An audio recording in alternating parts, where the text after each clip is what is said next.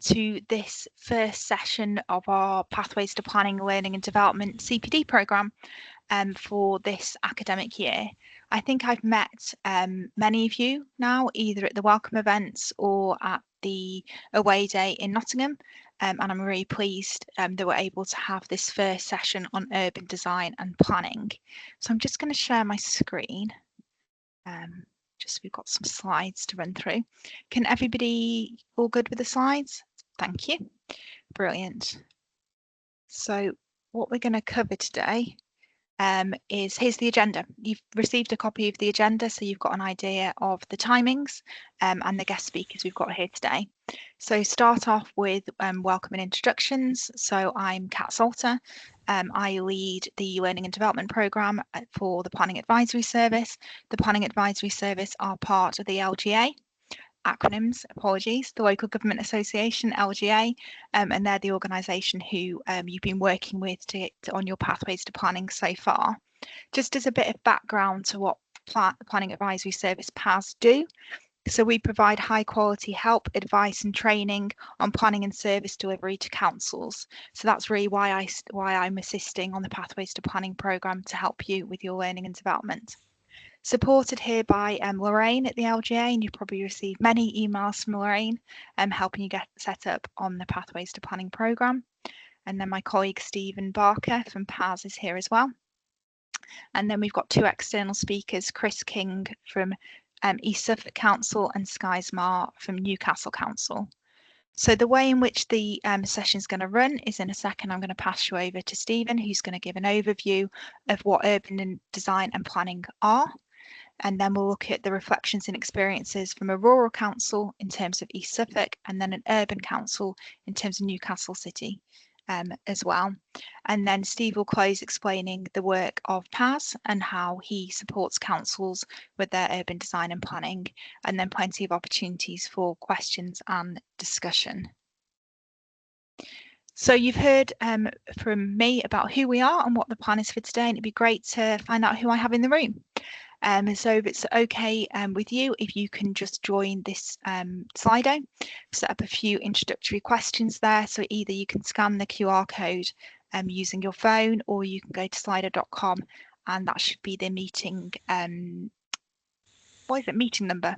We never usually have a number, but yeah, I'll just give you a second to go on and do that, and I'll stop sharing whilst we see the results come in.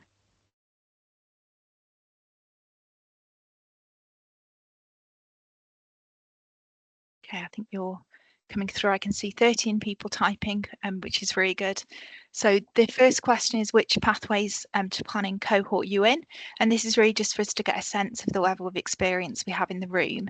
So if you joined in January of last year or September last year, you'll be in cohort 1 and 2. And if you recently joined us, so around September of this year, you are our newbies, so you're cohort 3. You should hopefully know which degree programme you're studying. We have some of you on the master's programme, and then some of you on the degree apprenticeship programme. And then because this just is the standard small talk question, isn't it? What's the weather like where you are? So rather than asking where you are in the country, I thought we'd get a sense check of what the weather is like. So I'll go first with the weather. It has been raining, so I live up between Leeds and Bradford. I think the sun is trying to come out, so not as miserable as it could be, but definitely feeling autumnal today. I think Steve, you were saying in London it's more miserable. It is raining. My children have gone shopping in London and they're going to be soaking wet. There you go. That's what I can expect them to come back as. But yes, it's tipping it down. What's it like in Newcastle skies? Are you in Newcastle actually? I'm assuming that you are, but with home working, Yeah. we know, it could be anywhere. Yes, so it's been quite sunny the past week, so it's quite nice weather in the northeast. Good. And Chris? It's always sunny in Suffolk, so yeah. No, it's not. It's overcast and cold. So. Great. So in terms of the cohorts, so we've got 74% of you are cohort 3, so very enthusiastic starters with us, 13% in cohort 2 and 13% in cohort 1. Degree programme, majority of you are studying for the Masters, so 71% on the Masters and 28 on the degree apprenticeship. Let me just share my screen and then we can see you can show you what the weather's doing. So it is wet, grey, miserable, Baltic. Oh wow, we're not even in November yet, so that's not a good sign, is it? Cloudy, cold, shockingly bright. I like that one. The best one I had, well, one of my favourites, and the last time I did this was, I think somebody's response was miserable, but not that bad from Manchester. So it's good to get a sense of how people feel about the weather in their localities. But there we go, not the best day, which is, I guess, good that you're here online then and not out on a site visit or anything. Well, thank you so much for engaging with that. It's great to I was going to say talk to you, but we never really talk to you online. But there we go. Thank you. Right. So let's go back to the presentation. Can I just ask everybody just to make sure that they're muted? I'm just getting a bit of background noise, if that's okay. Thank you. And now I'm going to pass you over to Steve. Thanks, Kat, and good afternoon, everybody. Yeah, my name's Steve Barker, as kind of Kat says. I work for Planning Advisory Service. One of the things that I do whilst working for PAS, the Planning Advisory Service, is I look after the urban design and place shaping programme. I look after a number of other bits as well within PAS as well, around kind of local plan work principally. Just want to click over onto the next slide, please, Kat. So yeah, what I was just going to do is just take a couple of minutes just to kind of introduce the principle of design and planning and how it kind of works together, really. So if you think about kind of planning is that kind of putting the right stuff in the right place. Well, kind of design is about kind of making sure that stuff kind of works well, I suppose. So it's that kind of idea about how kind of people interact with place. So that idea about kind of, you know, good places kind of allow kind of social interaction, and they allow kind of people to kind of live quite healthy and economically active kind of lives.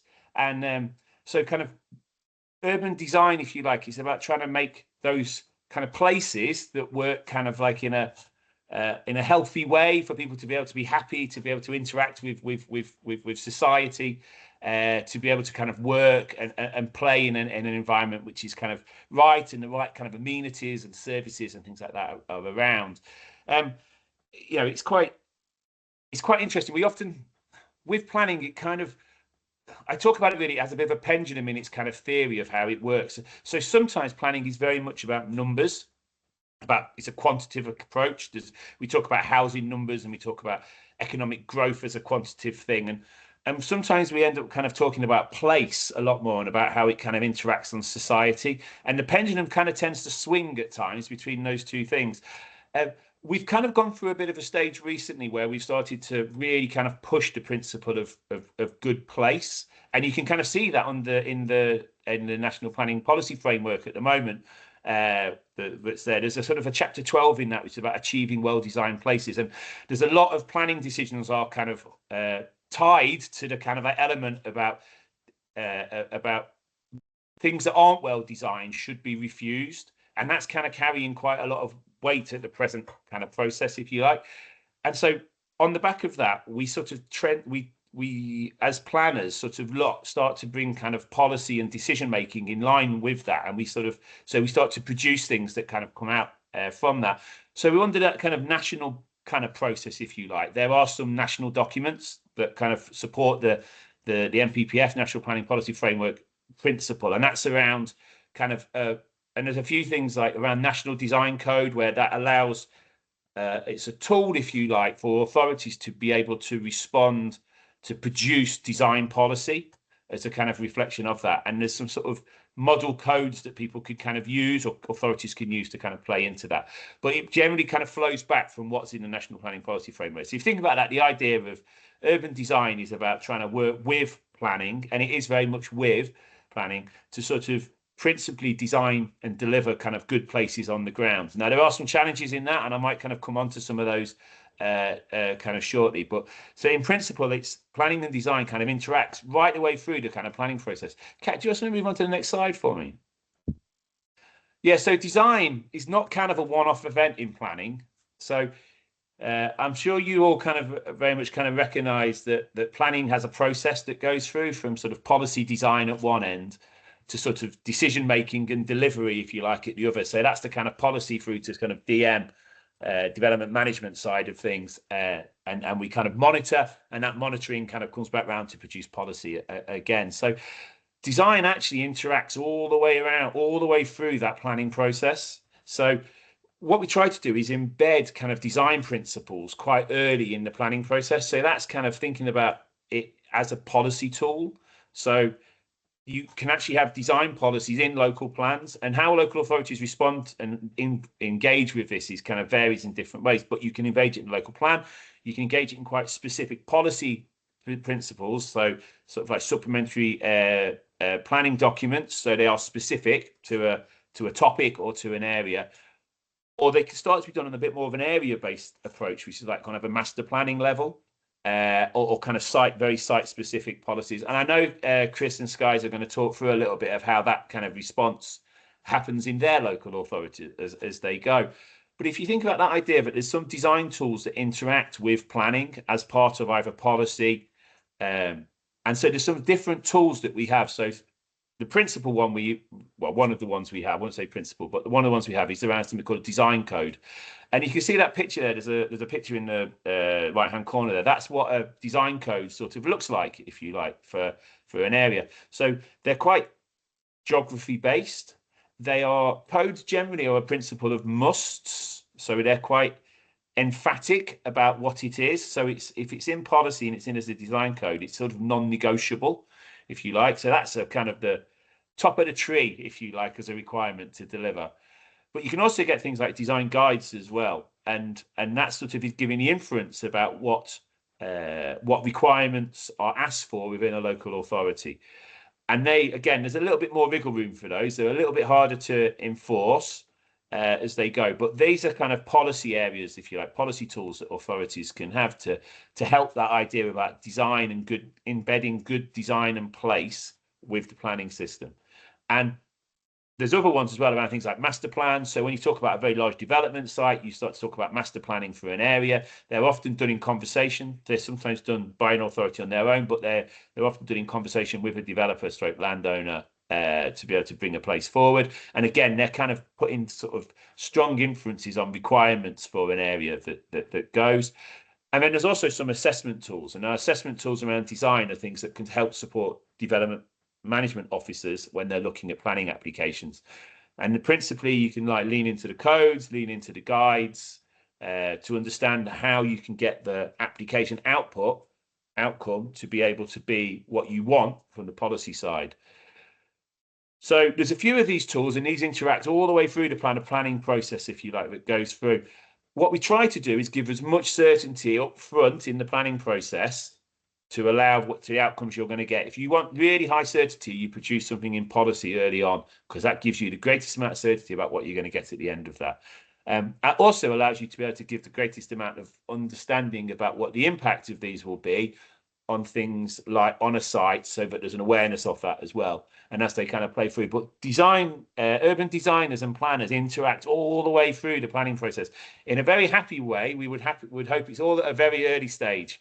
In reality, it doesn't always work like that, and I can see Chris smiling a little bit there, and I think you'll kind of hear some of this in the reality side of how that kind of plays through. But the interaction of urban design and planning is really, really key.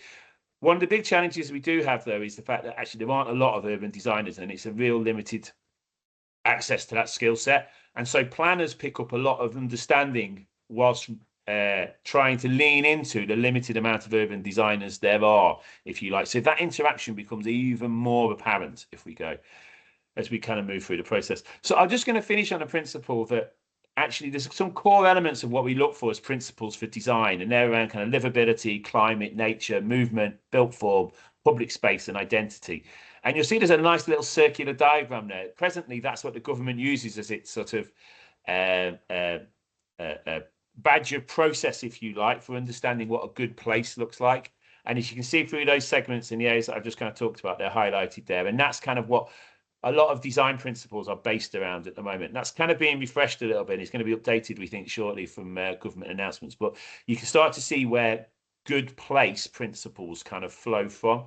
But you can then start to see as well how planning kind of interacts with some of those, and it's about kind of outcome. And in the end of the day, I think when we talk about planning, it's quite easy to forget that we are talking about place all the time and not just about process. And I think urban design really kind of helps us to refocus that about actually we are about delivering good place and good place shaping. I think I'm going to stop there, Kat, if that's okay, and let them hear from some people who kind of do this properly on the ground and how it kind of works in different authorities, if that's okay. Yeah, that's great, Steve. Thank you very much.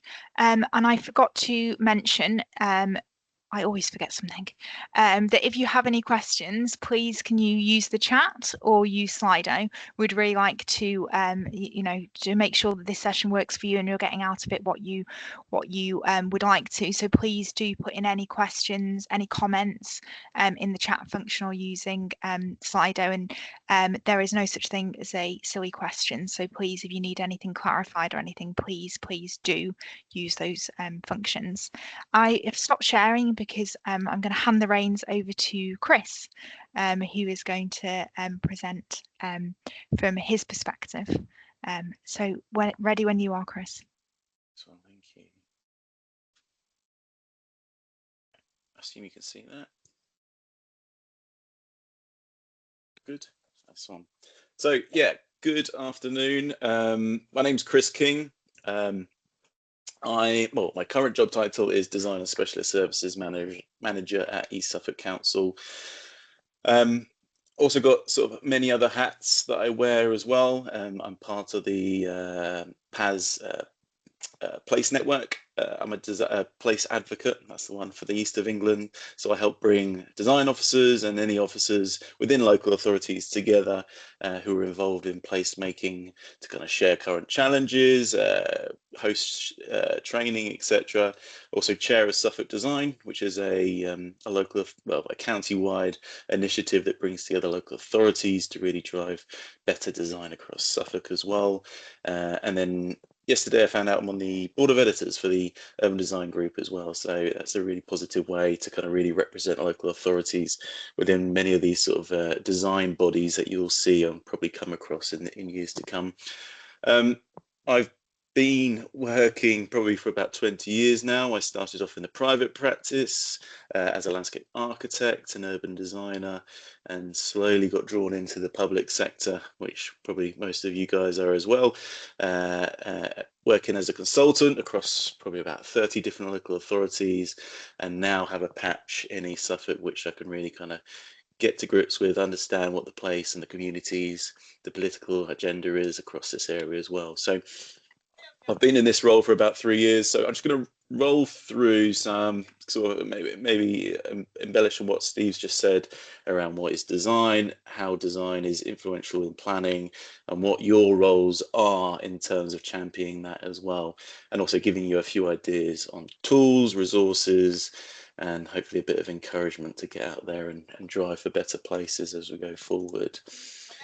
So well-designed places don't happen by chance. It takes someone or something to kind of come along and do something positive to really drive or uplift a really great place as well. I think it's really important to kind of put out there now that design isn't necessarily how things look. That's just one element. And I think that's where design officers and urban design officers often get sort of siloed.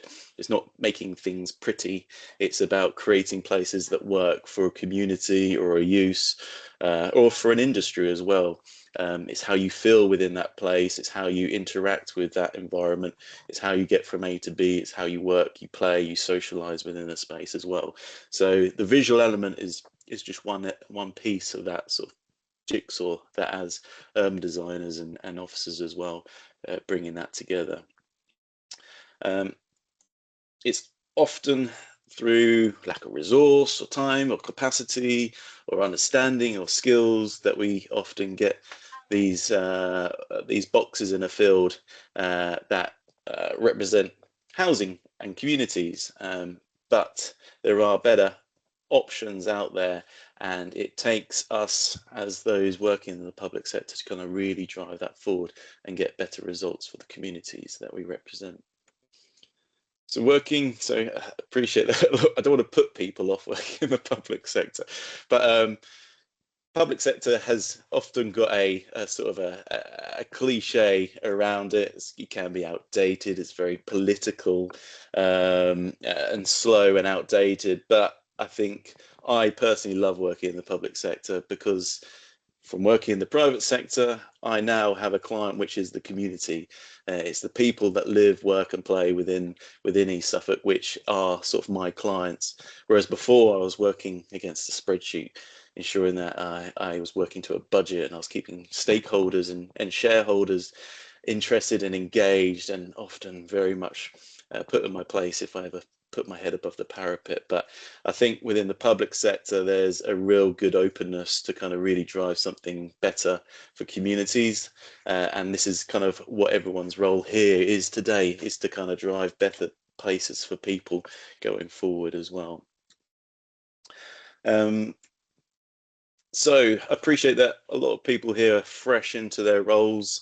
I remember when I first started within a local authority, it probably took me 2 years to actually understand the hierarchy and how people come together, the processes. And yes, things are long-winded and there's a lot of forms and hurdles to kind of jump through. But I think once you kind of settle into your roles, you really understand where the quick wins are and really aligning yourself with that.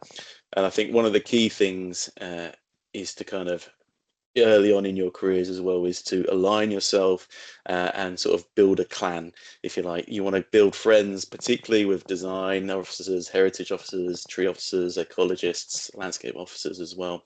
These are going to be your best friends at the end of the day. They're the expertise, they're the professionals within your world, within your local authorities, that are going to give you that real drive and that push for you to kind of do better and drive for better places as planning officers going forward.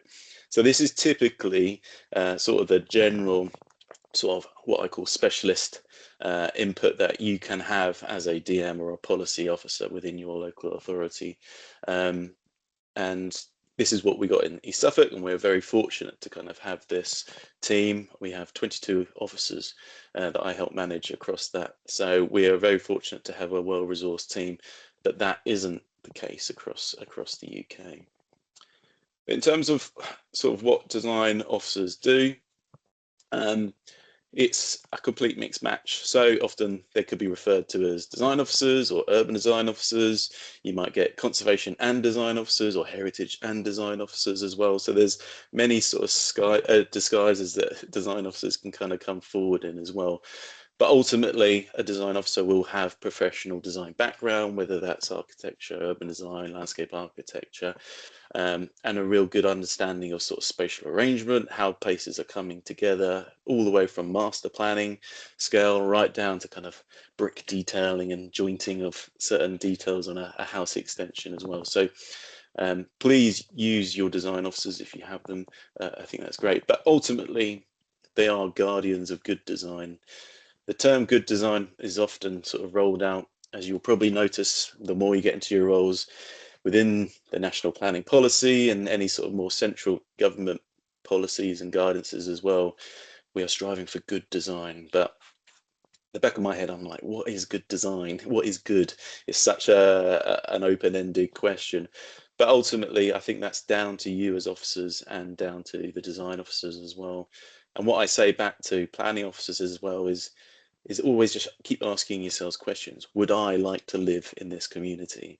And if the answer is no, then something has gone wrong in that process. And that's where these roles kind of kick in and start to drive something forward. So I always kind of use that as a kind of an initial benchmark as well.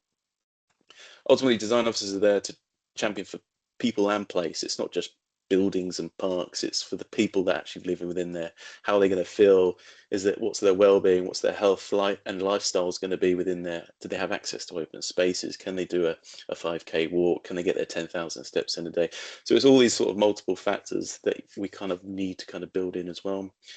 We take policy, often written obviously by policy officers, And it's kind of down to design officers to kind of translate that into a tangible form. What does that look like in practice? How do you take that policy and turn it into a place, which can be quite challenging depending on your local plans, depending on how policy is worded as well. So it's weaving that and morphing that into something that's actually a place to live as well.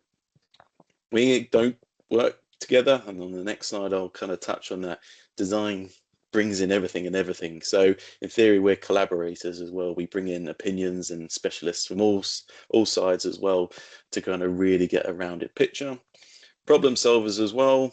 Again, you'll notice applicants will come forward and you might ask for something to be changed and they'll say, well, we can't do that, or I don't know how to do that.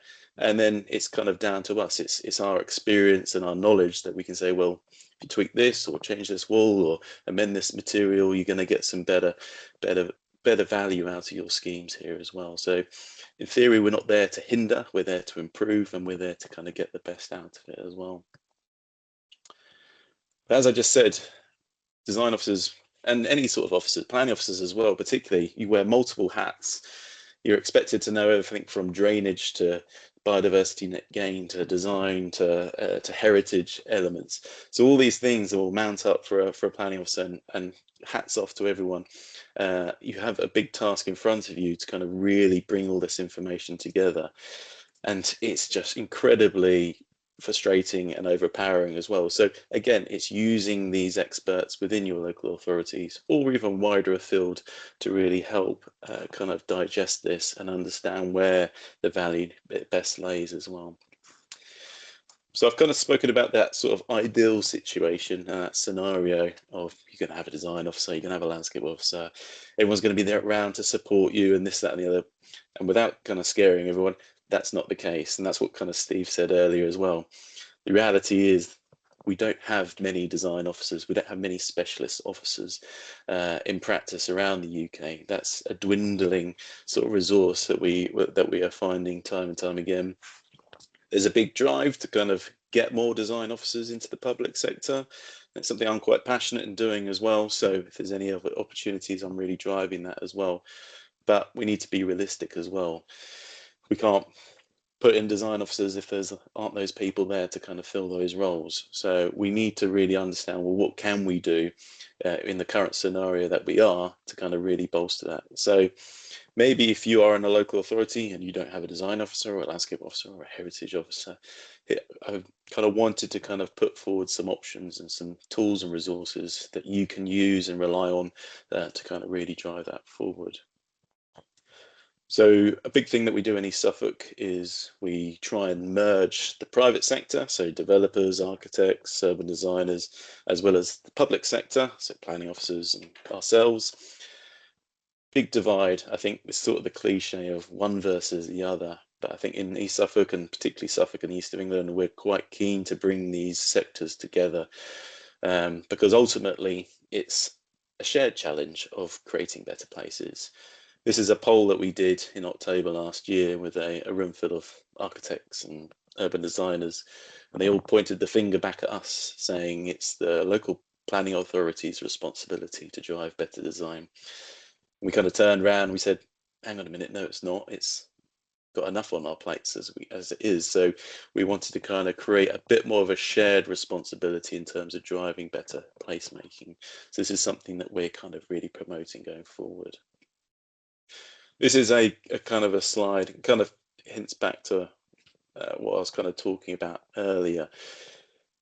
Crap design will come through the door. It's going to land on your desks, and no one, in theory, sets out to create poor design, but it will happen, and it will kind of land on your desk. It will be part of your caseload as well. This image kind of represents the sort of the ideal scenario. We have a well-resourced planning team, we have design officers, we have knowledgeable members who support good design and placemaking. We have key policies in place, we have good knowledge, so training is all in place, and we have good confidence levels across the planning service as well. And in theory, if all those work together, we can deflect this poor design and kind of really drive for something a bit better. But again, without being too negative, most authorities don't have design officers. members aren't aware of design. Again, they think it's this pretty thing that kind of tags on to the end. We don't necessarily have the strong wording from local policy. We don't have the resource, the time, or the knowledge. And often, again, poor design creeps through, and time again. So what is the role of planning officers? So I think this is quite a key area that I've kind of focused on in the past. And I think if we can take a reality check and say, well, okay, we might not have those professionals in-house, design, landscape, heritage, etc. And without adding extra burden to planning officers, it's creating just a bit more awareness of what good design is, and also just having those tools and resources and that confidence behind you as officers to maybe question an architect or question an urban designer. They can be quite intimidating with their fancy clothes and long words as well, but it's having that confidence to really drive and push back and say, hang on a minute, this doesn't sit well with me. And it's having those tools and resources behind you. At the end of the day, planning officers are the gatekeepers of good design. You are the last point in that process to deflect or push back on poor design. So in theory, it does unfortunately fall to planning officers to kind of be that person to stick your head above the parapet and say, hang on a minute, this isn't good enough. So looking at what sort of tools and resources that we have for you to be able to do that confidently, we go in a run through from more the national picture. So as Steve just said, the National Design Guide, it should become your best friend. Have a read, get sort of attuned to it. It's going to be a good resource for you going forward. And like Steve said, it's going to be changing hopefully around Christmas time as well. So there will be more support within this document as well. But just having that wheel, those 10 characteristics, just sat on your desk or pinned up on your notice board or something, it just gives a really good reference back to what you should be looking for when you look at a plan in front of you. The identity, the character, the connectivity. These are all just key things just to have in the back of your head when you're assessing an application as well. Building for a healthier life. Again, this is another key document, almost like a tool that, again, print it out, have it on your desk, have it on your iPhone or something along those lines. It's when you go into it, it's sort of a pass or fail sort of checklist, if you like. So when you're looking at a scheme or assessing a planning application, this will give you actual live, well, not live, but key case studies and examples of what poor design looks like and what good design looks like. And it breaks it down into very key characteristics, almost like a traffic light system. Ideally, this was designed for developers and applicants to score or mark their own homework, if you like, to say, well, we've abided by X, Y, and Z, and here's the results. But it doesn't really work like that. But there's a lot of ways that this has been used and sort of added and adapted in the past. So again, dive into that, really use those images and those precedents within there to kind of help fuel those conversations when you go forward. The National Planning Policy Framework as well. Again, it's a very dry document compared to the other documents as well, but these are going to be your hooks and your drivers when you go forward in terms of really pushing back on.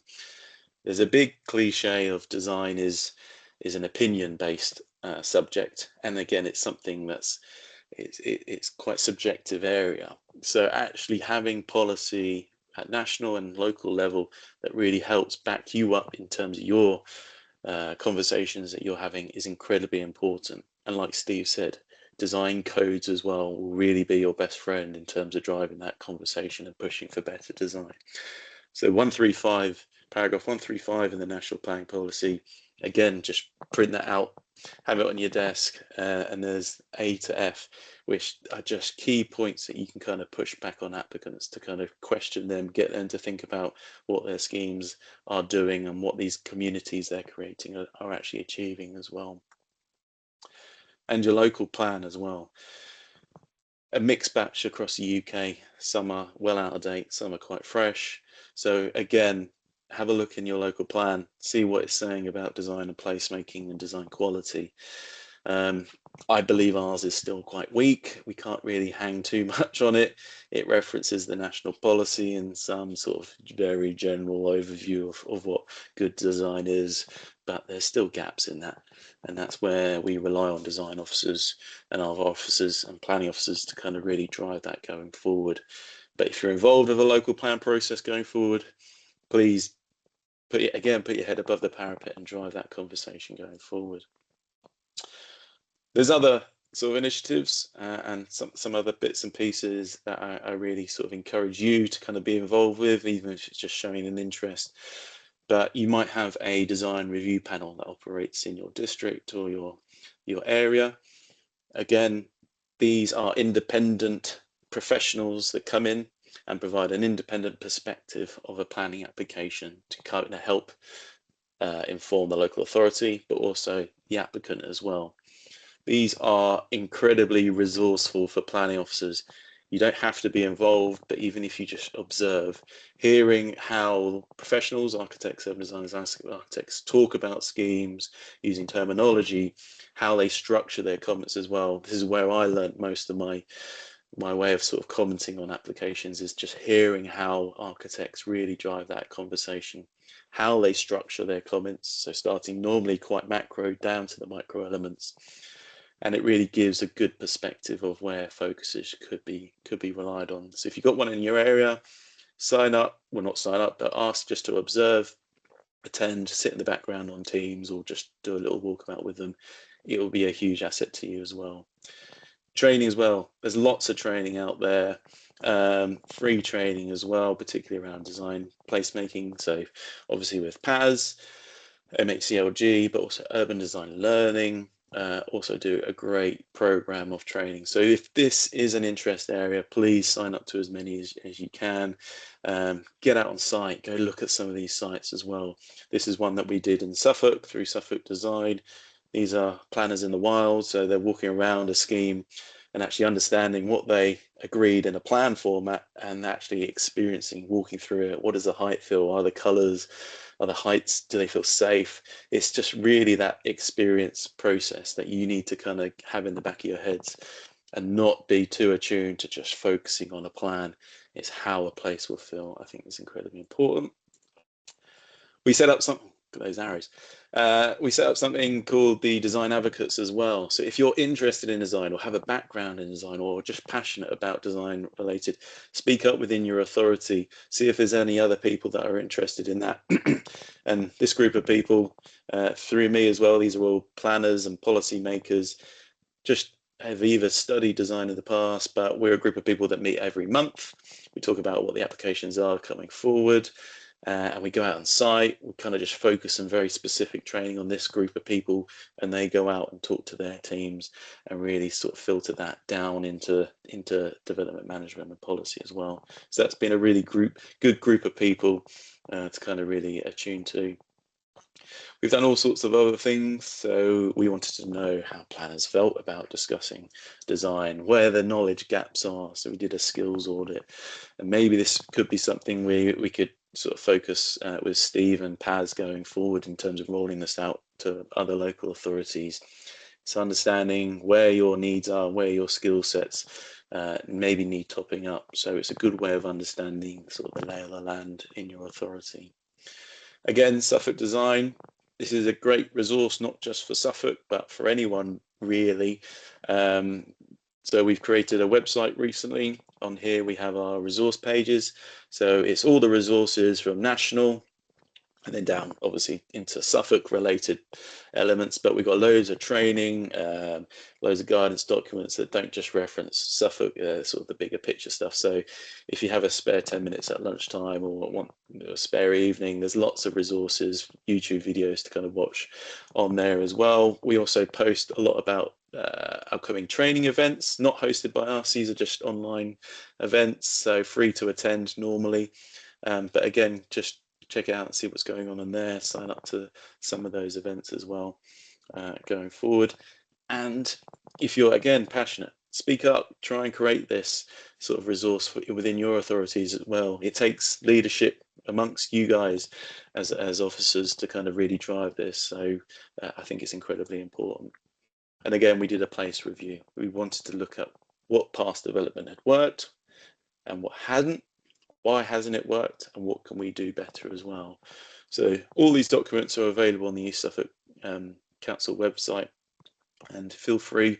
We kind of always encourage, don't reinvent the wheel. Use this, share this with your teams as well. There might be someone more senior or head of planning that's quite keen to replicate this as well, and you can kind of be that connecting one to kind of really drive that as well. That's my email, so please feel free to reach out. I'm always sort of taking calls or talking to people who are just interested in design, whether they want to be moved from a planning officer into a design officer role, or they just want to do a bit more within their local authority. I'm there to kind of help and assist where I can and when I've got time as well. I love a bit of LinkedIn as well, so that QR code, I would post a lot about sort of more national picture stuff, what we're doing in Suffolk, any new initiatives that we're doing, so follow along for that as well. I think it's great to have that sort of that network online as well. But hopefully that helps a little bit. Happy to take questions, obviously, when we go through. I'll leave it there, though. That's brilliant. Thank you, Chris. That was I found that absolutely fascinating, understanding kind of your background, the role of planners with urban designers, and then what you can kind of do in a local authority if you don't have that expertise, how you can kind of build your own and upskill as well.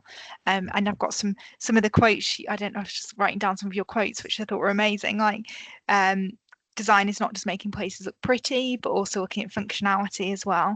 And it reminds me, there was discussion a while ago, I think government removed the wording, but we went through a phase of discussing about building beautiful places. And I know that there was a lot of kind of questions about, well, what does beauty mean? Kind of, is beauty in the eye of the beholder? So it's interesting to hear your perspective on an understanding of actually there are these key principles of good design as well that you can look for. So thank you. We've got one question that I'm going to put to you now. I think we've covered this, but just to check, somebody's just asked for direct links to specific websites and platforms to access training. I am going to share your slide pack afterwards, so I think there are links in there. But if there's anything else that you just want to mention, Chris, that wasn't captured in the presentation. So any specific resources. websites, platforms to access design training, some direct URL links would be helpful. Yeah, I'll drop them into the chat. So Urban Design Learning website, bits and pieces. I'll drop them all in. Someone said my QR code's not working as well, so I'll drop a link in for that as well. Thank you. That's brilliant. Yeah. And I'm going to hold the question on housing numbers to the end, because I think it might be interesting to see what Skies and Steve think about that one as well. But please do keep the questions coming in. It's really great to hear from you in the room. So I'm going to pass over to Skies now, and I'm going to share my screen with his presentation.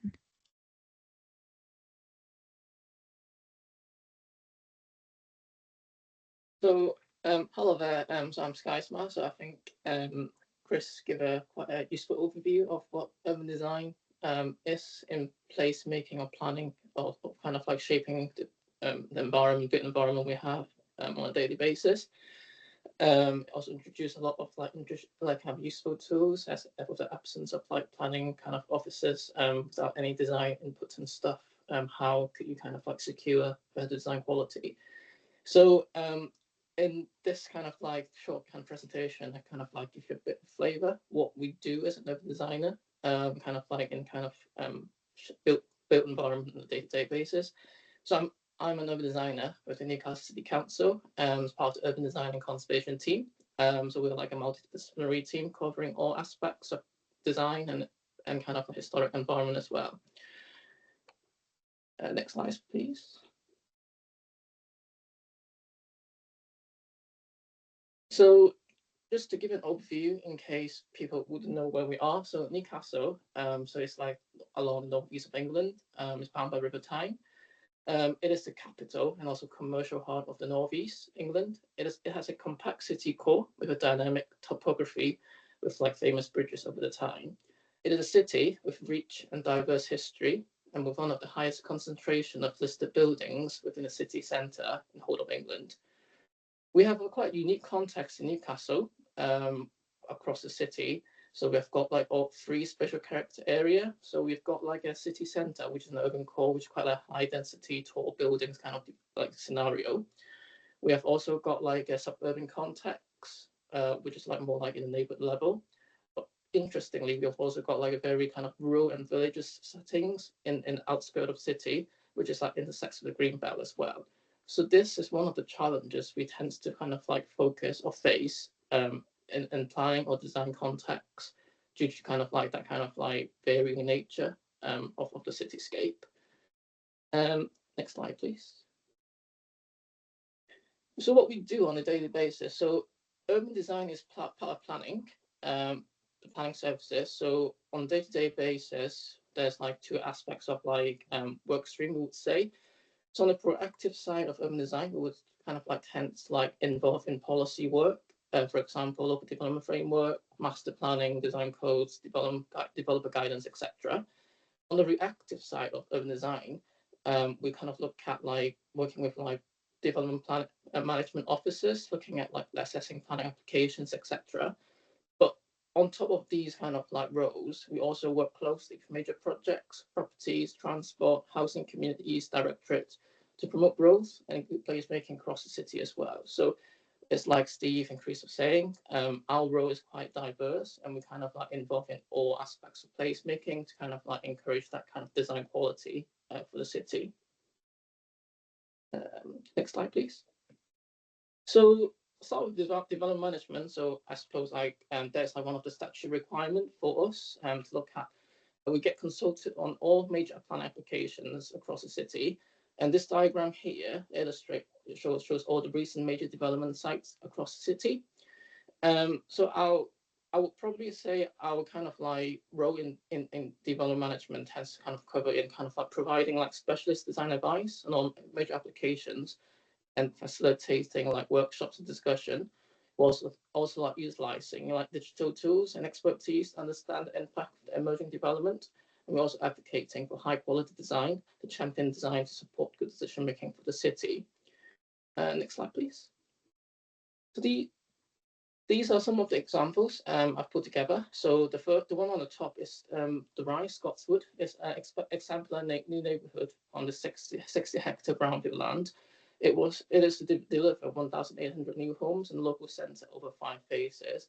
This is like a public-private kind of like joint venture with the council kind of involved as well.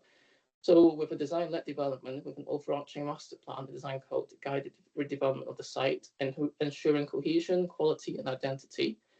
We also like look at like reinterprets the historic north-south street pattern to like an east-west route for maximizing the environmental benefits and linkage to blue-green infrastructures. The picture on the bottom is like One Strawberry Lanes. It is like a headquarters building for Home Group, completed in 2022. It is like a modern community-focused workplace and catalyst for regeneration in the key gateway area of the city. It kind of strengthens the city's western gateway, linking the helix with retail and civic core, responding to sensitively to surrounding context, including a number of historic contexts, key views and residential amenities and microclimate factors. And the image to the right is called Castle Leases. So it is a redevelopment of existing Newcastle University halls of residence built in 1960s. So I believe there's about 1,000 bed space, existing bed space, and the university is looking to increase that to like a over 2,000 bed space for this site in here. So there's lots of sensitive context from the adjacent heritage assets, town mall, and accessibility as well. So urban design tends to have like an overview on a number of areas on a lot of the schemes because while we don't provide technical kind of like knowledge or inputs, for example, like highways or drainage, etc., we have kind of like that kind of overarching role to kind of like spot something is not right and kind of like we have to like mention that. So urban design have that kind of role in here. And because of the early engagement with applicant on these schemes, we're able to kind of like assess like all these like impacts of development, for example, on townscape, the visual impacts, height scale massing, key principles. And then at the appropriate stage, we start bringing other discipline to work through the kind of like planning process, kind of like shape the proposals, kind of like to complying to like development plans with the city. Next slide, please. So on the planning policy side, which is the proactive side, we kind of like interpret national policies and guidance, offering guidance to support the creation of high quality and sustainable building in places. We also work with planning policy team. So we developed urban design policies and built evidence crucial to the creation of well-designed places in the context of Newcastle. So we've got I've put in an example to the right here, which is like an evidence paper that we produced for the policy team in relation to urban capacity. So we were commissioned an early design-led urban capacity for city in response to the 35% housing target from the government. And the three objectives for this project was to objectively assess the level of growth in the context of Newcastle, to provide an initial understanding to the city housing capacity, and explore the associated opportunities and implications of increasing density across the city. And lastly, to explore the relationship of how urban design can influence and optimize density that could mitigate constraints while relate well and enhance existing character of context of a place. So these kind of like evidence papers quite useful, especially to inform policy work and go through like examination stage and local plan, because these provide kind of like evidence required to kind of demonstrate why the policy is important and why it's essential to kind of like keep the quality within the city as well. Next slide, please.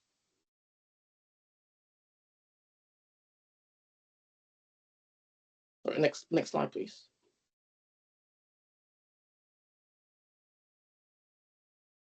Is it changing? No. Yeah. Oh no, I've had this before. Okay.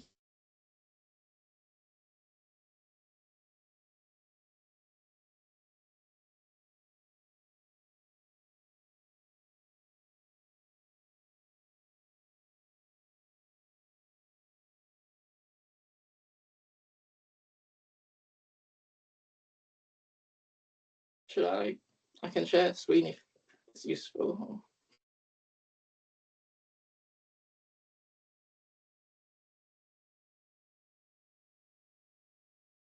I don't know if Kat's froze. I think Kat's, yeah. Skies, do you want to just try sharing your screen? See if you can. I Yeah. don't know if you'll be able to do that whilst. Oh, there you go. There. Do you want to carry on with that? Yes. Brilliant.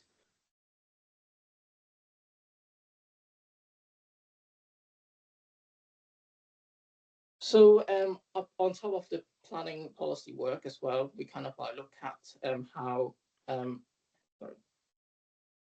we look at like how kind of we support like the master planning and design code process. So the NPPF kind of like talks about the use of master plan design code as key tools to achieve high quality and well-designed places. And this is quite useful to kind of like to achieve kind of like the longer term ambition of like a place as well. So this is one of the master plan that we are involved recently. So this is like a 4th-yard development opportunity site, one of the largest brownfield site in the urban core of Newcastle. Working with Homes England, the combined authority, Network Well, a shared vision has been agreed to promote the redevelopment of 4th-yard as an exemplar residential-led neighbourhood, delivering a step change in design quality and sustainability standard. So we work with like a range of like stakeholders to kind of like prepare master plans, design code for the city. So this provides certainty and guidance how the development could come forward in a cohesive, coordinated, sustainable, and contextually responsive manners. And obviously it's through the process. So this kind of like master plan here is the first step of kind of like guiding, providing the vision, the objectives, kind of like various like information and kind of like coding process to kind of like make sure the development kind of like come forward in kind of like a really kind of well-designed way to kind of help the process.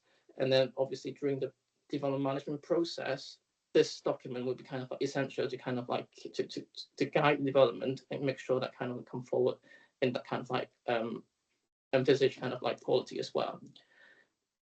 We are also involved in, this is an example of like Eastbourne Central Design Code as part of the round 1 of the National Model Design Code pilot program back in 2021. We were selected by MCLG. So we tested the NMDC, the National Model Design Code, the coding process in 3 stages, which is analyze, vision, and code. And we showcased the application of the NMDC on the development site in this scale. and working with local communities and key stakeholders to deliver this project, including the use of Virgin Newcastle Gate Set 3 city model throughout the process as well.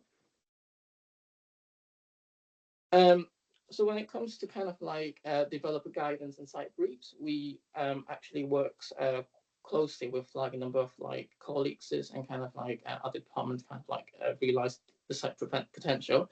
So this is one of the examples here I've got is the Walker River site developer guidance. So the urban design team have oversight of like the whole project tends to be on these kind of like projects. So we got a client, the client here is the Homes and Community Directorate, which is the housing kind of team for the council.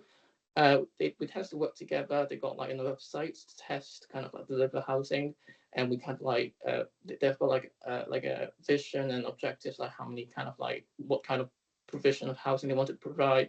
So we will work together to kind of like provide that kind of framework, just to kind of like look at how the sites will work together and the infrastructure like within the wide kind of like area as well.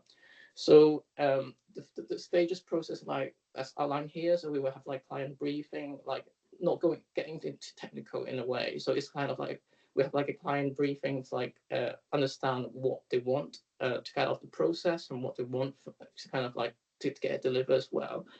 And then we'll kind of like have site visits. We kind of like have like roundtable discussion to start pulling together like the site context, like as you see in the diagram here, so like some site opportunities, a constraints diagram with inputs from like various consultancies like ecology, landscape, flooding, transport, etc. Then we will look at like option testing, which is like looking at site capacity. So with like various house types, we've got the protocol, the model house type. We work with like different kind of like clients. We will kind of like looking at how the site will best fit the kind of best scenario for this site to come forward so that it's more like an indicative illustrative layout to kind of like help to guide the process and discussion. Then we have like a roundtable discussion, internal review among all the stakeholders to kind of like, okay, so these are the options, what are the concerns, what are the kind of opportunities there. Then we'll kind of like start drafting a list of development principles as part of the documents here. So the documents will be like a approved document signed off by planning and kind of be used to kind of like guide the development process for any sites come forward in this kind of like area. And our role doesn't stop there. So obviously once that process been signed off, we then start involving in the development process. So there will be like a tendering process from the developer kind of like tender the site, kind of look at the various things. So that's where the planning application process starts, whereby we've got pre-applications, planning applications in there. So we'll work with developers to kind of like look through which tender is the best, and then we score them. And then we kind of like start looking into like submission of planning application. And because of this kind of like collaborative kind of like an early buy-in from all stakeholders, the process tends to be easier because we've got like a shared vision and goal to start with from the very beginning, and we've also looked at various options and testings.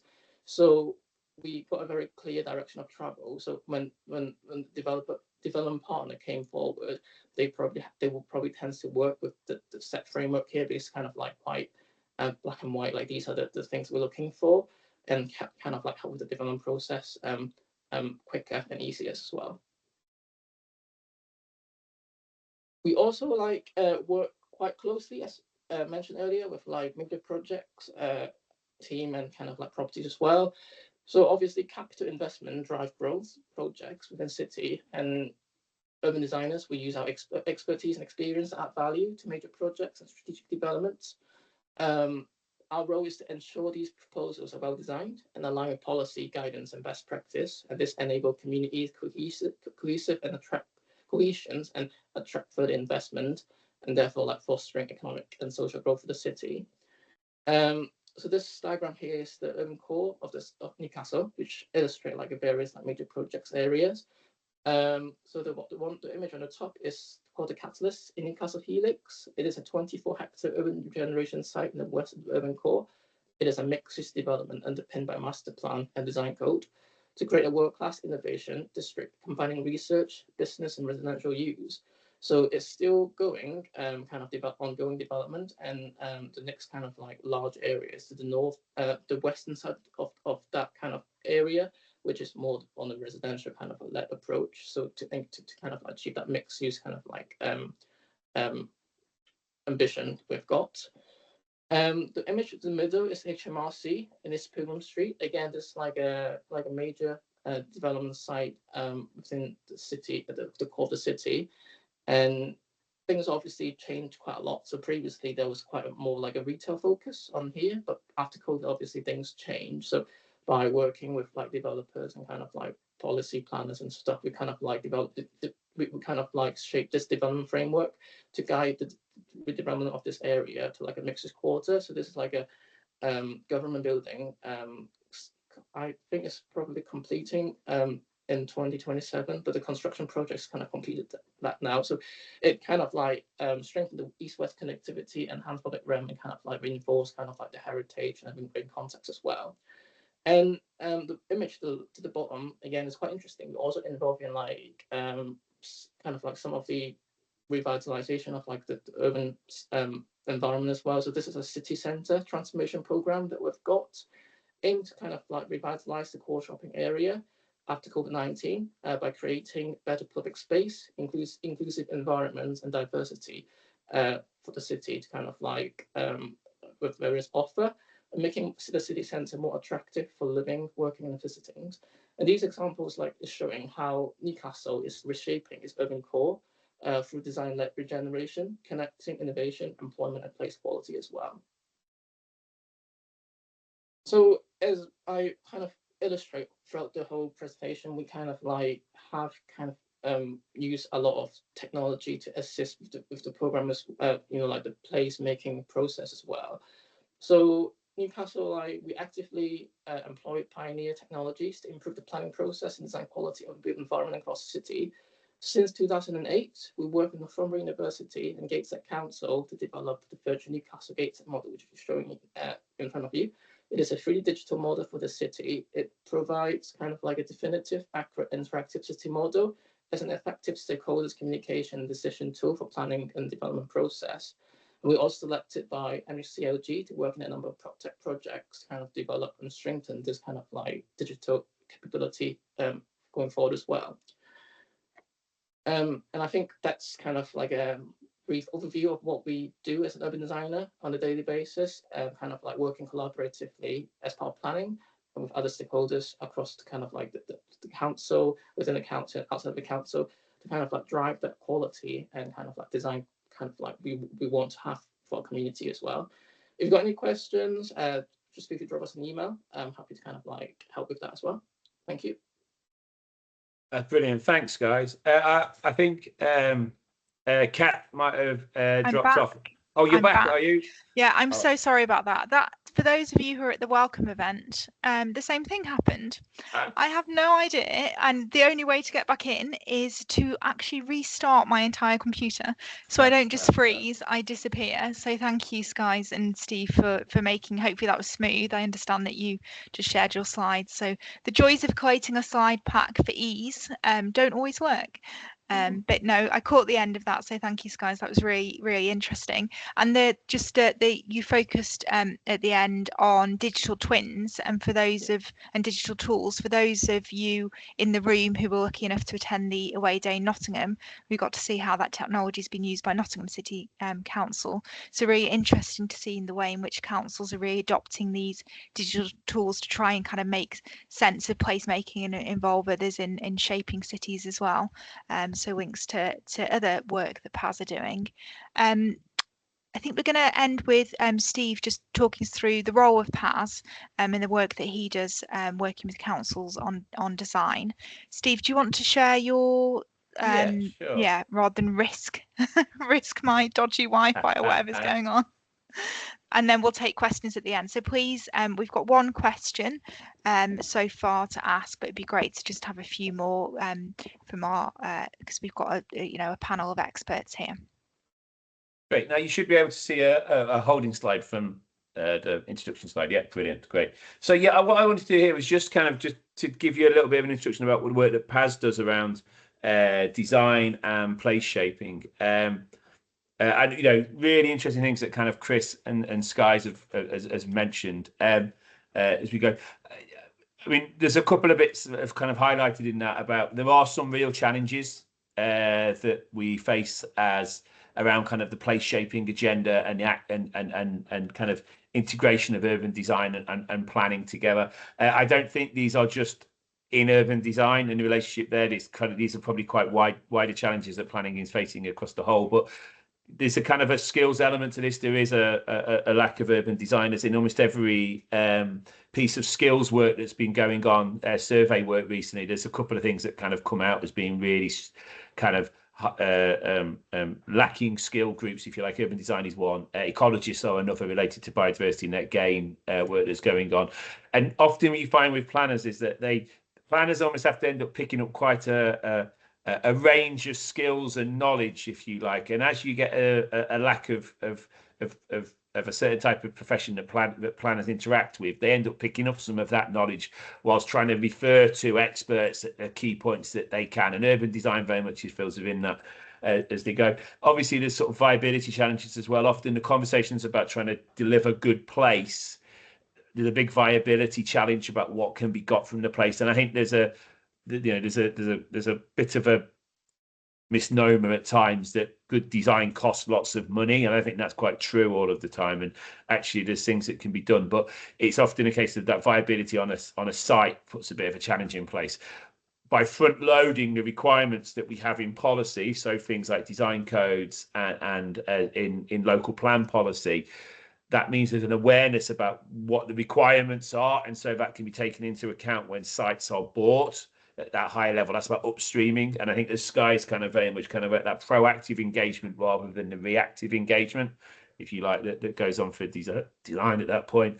But often there's that bit about when you've got to balance this out, you planners, you are doing this balancing act about planning points. Well, there are often other precedents that take place, and I see from the question that's coming up, and there's something I'm sure we can try to come on to about the relationship between housing numbers and design and how those are going to play out. And I'm sure we can kind of have a longer conversation about that, I'm sure, after the fact, if you like. But so what PAS does in all of this is we try to promote the principle that design and placemaking is a principal part of planning and how it kind of interreacts. And so, in the end of the day, we are, as planners, we are talking about good place.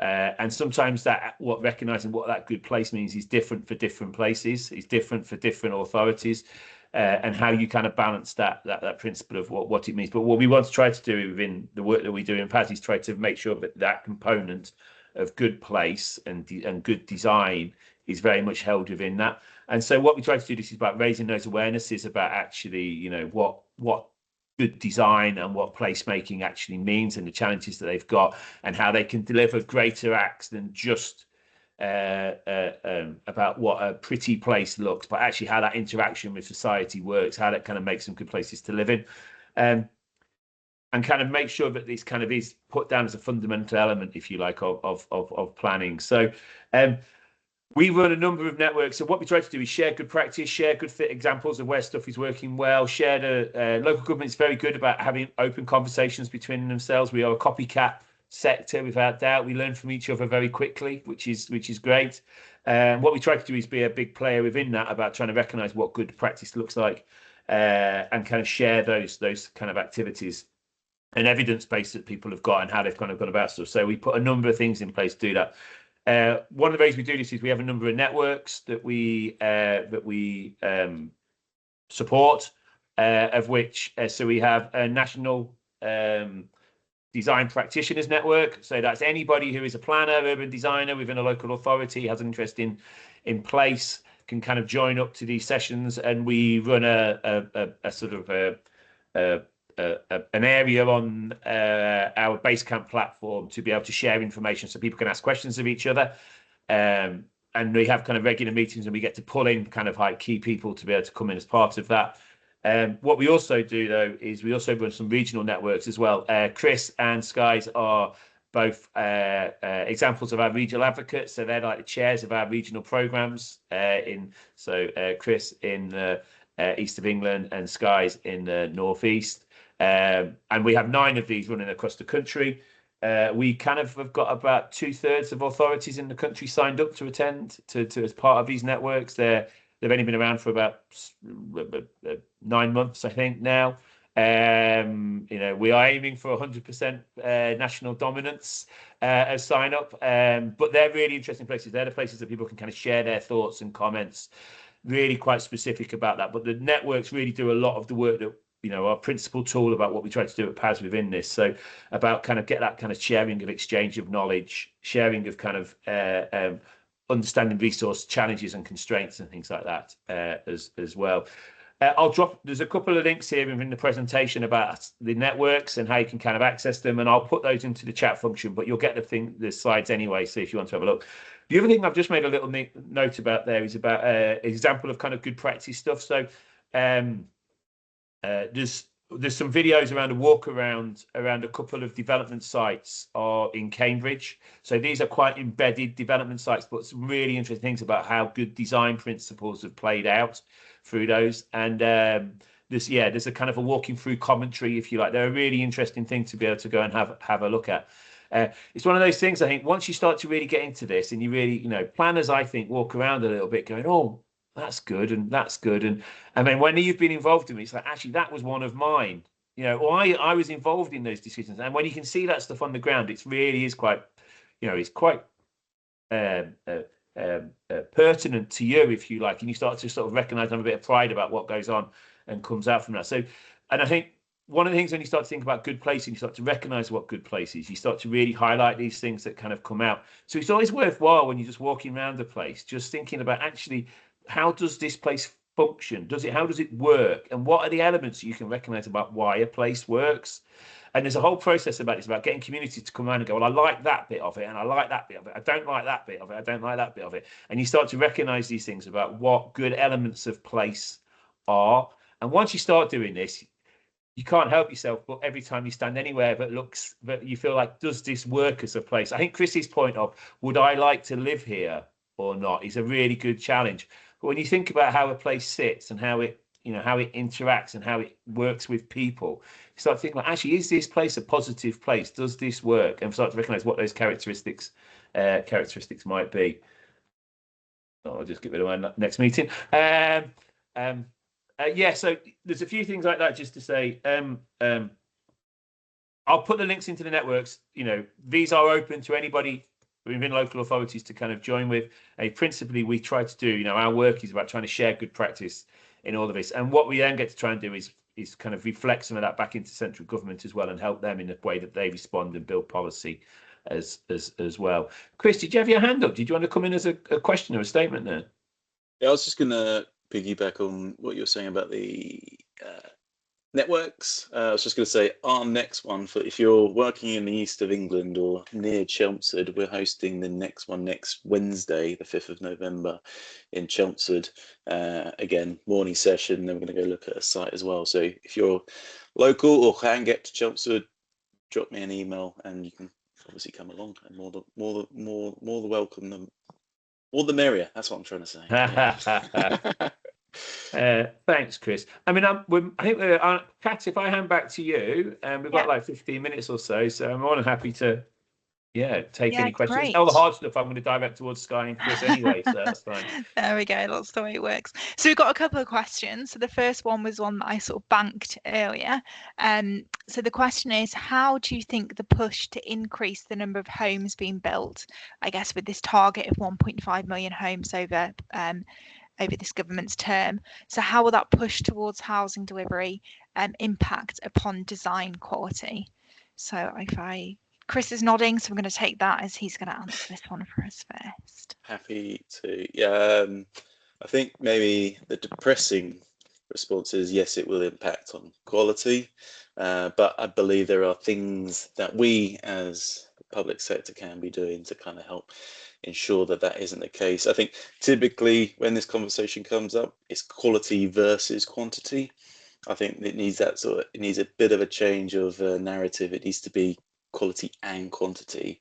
We have numbers that we need to deliver, but we also need to deliver communities and for actual places to live, for people to live happily, healthily within those as well. I think from maybe in this kind of forum, the only way that we're going to actually influence quality within this huge drive for housing numbers is to really utilize those early discussions. Pre-apps are going to be a real sort of vocal area to kind of really drive that forward. Design codes as well. If your local authority has a design code, know it back to front, inside out. That's going to be your best friend in terms of making people accountable for the quality of development that's coming forward as well. People tend to have to abide by those rules and regulations that are set out in coding as well. If you don't have a code, raise it, ask for one. Try and get a bit of momentum behind that, because that's going to be your kind of real ally as well. And I think from the feedback that I've got from developers as well, a lot of feedback that I get is, well, what does the local authority expect good design to look like? And I hold my hands up, and probably 99% of other authorities do as well, is we don't tell people what we expect good quality design to look like. So whether there's methods and ways of doing that, I think that'd be great. The idea is to get in front of that pen hitting paper before developers and applicants start designing it. They need to know the aspirations for that community and that local authority as well. So I feel that that early dialogue is going to be our key friend in this next phase of battles, I think. Can I also just come in as well, Kat? Yeah, of course. Yeah. So, I mean, I think it's a really, I think that's a really interesting, it's a real pertinent question, I think. And I think this is something which is being played out across the country at the moment. You know, the high housing numbers, I mean, we do have a housing crisis in this country. I think it was kind of, I thought that this argument really about the requirement for need of housings was sort of done about, I don't know, 7 years ago, and it seemed to be sort of dropping off. Then it seemed to sort of drop off again. But you know, if you think about the principle about why we plan, I mean, we plan really principally. Planning was a response to a health requirement. You know, the best thing you can do to give someone a healthy environment is to put a roof over their head, and so actually, you know, there is a housing requirement. So having the high housing numbers that are coming out are a response to an issue. I think they're also a response to an issue that government has as well, about they want an economic growth, and development industry is a good way to be able to bring economic growth as well. But I think that bit about kind of how you bring certainty into a system, I mean, what the development industry really wants is clarity at the front end as early as possible about what they need to be able to do. And so having that certainty in policy about requirements really gives you that strength. So the greater place-based policy you've got at an early stage gives everybody in the development industry an understanding about, well, this is what I need to be able to do to get development. And what developers really want to do is be able to move things at pace. They really want to move things fast. And if they can move things at pace by having knowledge about what they need to do, that's the best thing that they can do to bring about answer any of their viability challenges, etc. It's delay that causes really their biggest issue, rather than policy on requirements. So these sorts of things as they go through. So that's such a bit about actually understanding the policy of what it is you're trying to do. And I think the other bit as well, you know, planners sit in this very interesting middle part of being able to have to engage with the development industry about trying to bring things forward, but also respond to the community and respond to their members' requirements as the representatives of the community as well. And if you ask most members, what they really want is good place. They kind of got into politics, local politics, to be able to make their places better. And so kind of building high number sinky states that we've done in the past, shall we say, where we've gone, it brings over social challenges forward, which are really undermining to what the council is trying to do as a whole. So in which place kind of delivering good place kind of plays a good part within that. And the greater we can integrate that in, the greater it will be, I suppose, as it goes forward. So, but density is going to be a big challenge, and I think that increasing density levels is going to be the answer to what comes out from the high housing numbers. Well, place, you know, there is an opportunity to deliver good place with high density, like good design with high density. Still, those two things are not synonymous against each other, shall we say? I mean, I'm going to jump in quickly as Yeah. well. Yeah. I suppose the early buy-in from all stakeholders is quite useful. point, because that's what we normally do in Newcastle, and that kind of like help with the process, like a smoother ride process well. And it's quite important to kind of like note that high housing number is not a competing agenda with design. You can still achieve good design with the high housing number as well. I suppose it's more like, how do you kind of embed that kind of mentality in the process? Because quite often you can still achieve that kind of like quality within that kind of like environment. For example, like you could kind of look at like a various like a more innovative build process, you know, like MMC, for example, like which is like the modular build, or kind of like a different, more like a moving away from the traditional kind of house builder product, which is like we got a house, you got like a front garden, you got like parking to the front, you know, that kind of like topology, to more like innovative process like Homes England got like a guidance, talks about Street for Healthy Life, which is linking to Building for Healthy Life there, talking about like how do you integrate the housing plot design and the streetscape all into one to kind of like deliver that kind of density required, but also like the numbers and kind of like quality place that we want to achieve. So again, it's like trying to think a little bit differently, to moving away from traditional housing kind of like products that we've got, and kind of like using innovative products and kind of like mindset to kind of like drive that kind of point that we want to kind of like, while achieving the housing number, but also like having the good quality design that for the place, because places last for a long time, so we want to get it right. Great, thank you. So the next question, if we can be pithy in our response, because we've only got like 2 minutes, are there any common specific urban design issues in development? So are there common things you come across, guys, when you're working on with developers and looking at kind of the work that you're doing? I think it's an interesting question, because it varies, but quite a lot of people quite don't really understand what the role of design, or it could be subjective. For example, they were just saying, oh, like it's just that kind of arguments, like the government introduced beauty to design, to planning, but what is beauty is quite subjective word to some extent. So I suppose like it's just that that kind of working together to kind of like try to kind of achieve the it's more like going back to the initial goals and objective, the vision we've got. Why are we doing this? What can we do to kind of make the place better? Because I suppose in the private sector, they still want the same thing, but it might be just like from a different perspective, a different kind of channel. But sort of like ultimately, kind of like by trying to find a common ground and kind of like work together to achieve the better outcome. I suppose that's the kind of key bits. Great, thank you. And then the last question that we've got through is, do planners often transition into urban designers, and how would you go about this? And I have a feeling Chris might be the one to help with this, but he's disappeared. Yeah, so I'm trained as a planner initially, and I kind of, but obviously I always know I'm more design kind of like focused in a way. So eventually I just kind of like move on to like urban design, kind of like done a master's, and then kind of like just continue my kind of role in urban designer. So the different pathways, because there's not like a definitive route for urban design, because like as Chris kind of suggests, there are different ways to kind of like come into kind of the profession, because you can have like landscape architect, you can have like planners, you could have like architects kind of transition into like urban design as well. So it's more like, because urban design is quite like a vast kind of like quite diverse kind of role, shall I say, as illustrated in my examples earlier. We involved in a lot of different things, and you got like a different perspective and kind of different training expertise quite helpful in certain point of that process as well. So that kind of like diversity is quite useful in terms of like getting what we want in terms of the place quality.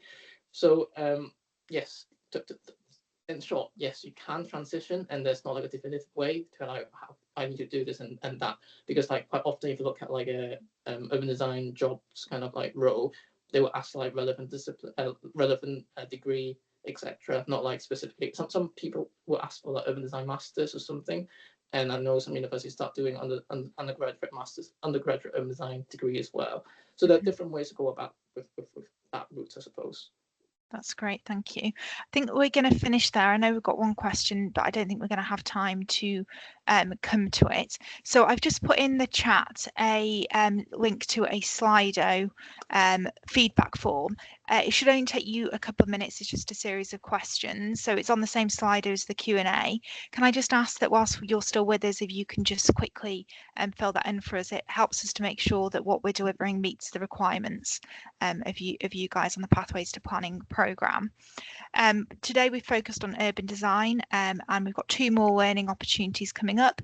We've got one next month on nationally significant infrastructure projects, and then we've got one in December on what do planners do. And I'm going to actually build on a quote of what Chris said earlier. He talked about working with ecologists and heritage and others within the council and building your clan. Well, the session on what do planners do in December will really help you to understand who could and should be in your clan and how you collaborate with those within and outside of the council. So I would encourage you to sign up to both of those events. So I think that's it from today. Can I just say thank you to the panel?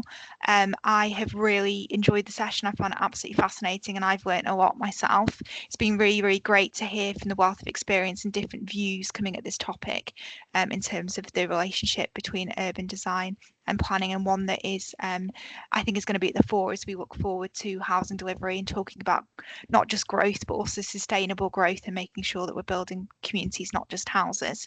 So I'm going to be really cheesy and ask if we can all give a round of applause to our speakers. So we can either do that on virtually, or if you want to unmute and say thank you, that would be great. And what we're going to do after today is I will send the recording round with the slide pack, and we'll collate all of the various hyperlinks that have been put in the chat as links to resources as well. So thank you again to everybody for attending, and a special thank you to our panel. And I'm letting you go 30 seconds early so you can go and get some lunch. Thank you. Thank you. Thanks, Kat. Thanks, everybody. Yeah.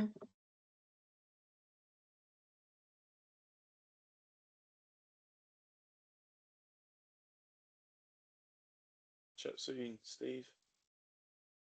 Yeah, brilliant. Do you want to stop recording, Kat? Yeah, that's great.